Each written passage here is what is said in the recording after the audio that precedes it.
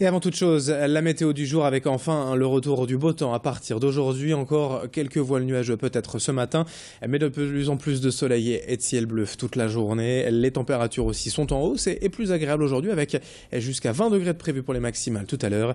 La météo, on en reparle bien sûr en détail après le flash. Pour démarrer tout de suite l'actualité, cette édition, les tensions encore très vives cette nuit dans le quartier de la Bourgogne à Tourcoing. Une deuxième nuit de violence entre une cinquantaine de jeunes et les forces de l'ordre. Plusieurs véhicules incendiés et des jets de projectiles envers les policiers. Près de 150 agents au sol ont quadrillé le quartier toute la nuit, appuyés par un hélicoptère. Le tout dans une ambiance, on l'imagine, très tendue. Une agitation due à un accident de la route mortel. Un jeune Tourquenois de 29 ans a perdu la vie et dans la nuit de dimanche à lundi, après un contrôle de police et un refus d'obtempérer. Pour l'instant, on n'en sait pas plus sur les circonstances exactes et les responsabilités de chacun dans ce drame, mais cela a en tout cas suffi pour mettre le quartier sous haute tension depuis 2 jours. Autre information à la une ce mercredi matin, les suites de l'affaire de viol au collège Rimbaud de Villeneuve-d'Ascq. Et dans ce journal, la réaction des parents d'élèves de l'établissement, choqués depuis vendredi et l'annonce des faits. Pour rappel, un surveillant de 27 ans, en outre entraîneur de football au club de l'US Ascq, a été mis en examen vendredi pour viol et corruption de mineurs. Pour le moment, 7 victimes ont été identifiées et l'homme placé en détention provisoire doit être présenté cet après-midi devant un juge.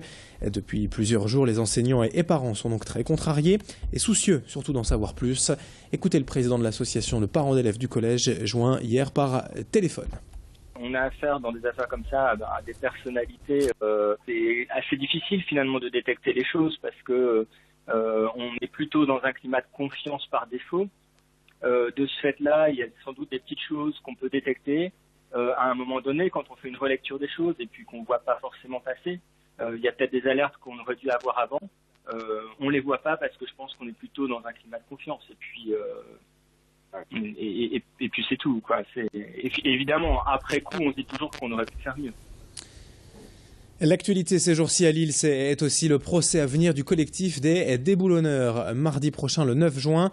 Et pour la première fois à Lille, 2 membres de cette association anti-pub sont convoqués au tribunal correctionnel pour avoir inscrit des messages contre la publicité, notamment sur cette place Philippe Lebon. 2 militants qui avaient été arrêtés et auditionnés par la police. Et ils avaient ensuite refusé de donner leur ADN, ce qui est la règle en pareil cas.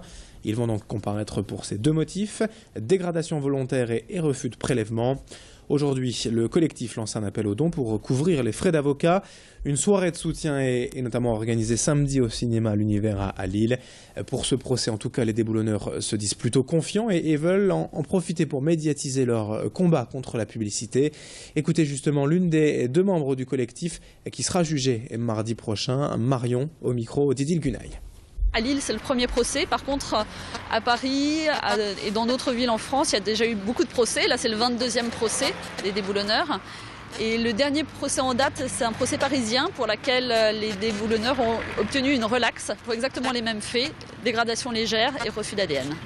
Et la relaxe a été prononcée pour état de nécessité. C'est-à-dire que la juge a estimé que la publicité présentait un danger tellement grand que les déboulonneurs avaient eu raison de désobéir à la loi. Le fait de refuser de donner son ADN, c'est passible de 15 000 € d'amende et d'un an d'emprisonnement, alors que le barbouillage en lui-même, au pire, on risque quelques centaines d'euros d'amende. Voilà.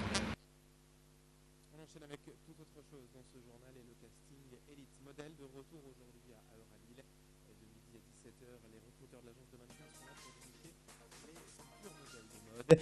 Et pour la première fois, filles et garçons sont invités à venir défiler. L'occasion pour nous de vous poser la question du jour, Grande Lille TV Métropolis. D'ordinaire, seules les jeunes filles étaient recherchées par l'agence. Un certain manque de parité réparé donc cette année avec l'accueil aussi des garçons.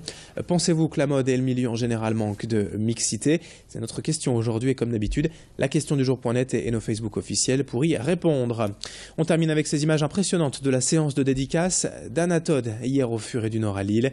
La jeune romancière américaine de 26 ans a déjà vendu plus de 20 millions d'exemplaires de sa série After, dont vient de sortir le 5e tome. Elle est aujourd'hui le symbole d'un phénomène grandissant, les fanfictions dont raffolent les jeunes et plus particulièrement les adolescentes. Il s'agit de créer une nouvelle œuvre à partir de sources existantes, depuis des faits ou des personnages réels. Exemple avec cette série After qu'elle a commencé à écrire sur son téléphone et qui raconte l'histoire d'amour d'un garçon largement inspiré du chanteur des One Direction, le groupe star des ados. After sera prochainement adapté au cinéma Et hier, c'était la cohue au Furet du Nord pour rencontrer l'auteur. Idil Gunay et Rémi Pem ont pu tout de même l'interroger. Je ne sais pas, je ne me sens pas vraiment dépassée par cette célébrité, même si c'est venu de manière soudaine. Je trouve ça dingue et juste génial et je ne me pose pas plus de questions. Je suis juste contente que les gens me lisent. Parfois, mes fans me disent « J'aime ton livre ». Et d'autres fois, ils me parlent de tout à fait autre chose, de ce qu'ils aiment, de leur histoire, de leur quotidien, de ce qu'ils aiment dans la vie, de leurs amis. Et notez qu'un autre phénomène littéraire sera aujourd'hui en dédicace au Furet du Nord de nouveau à Lille.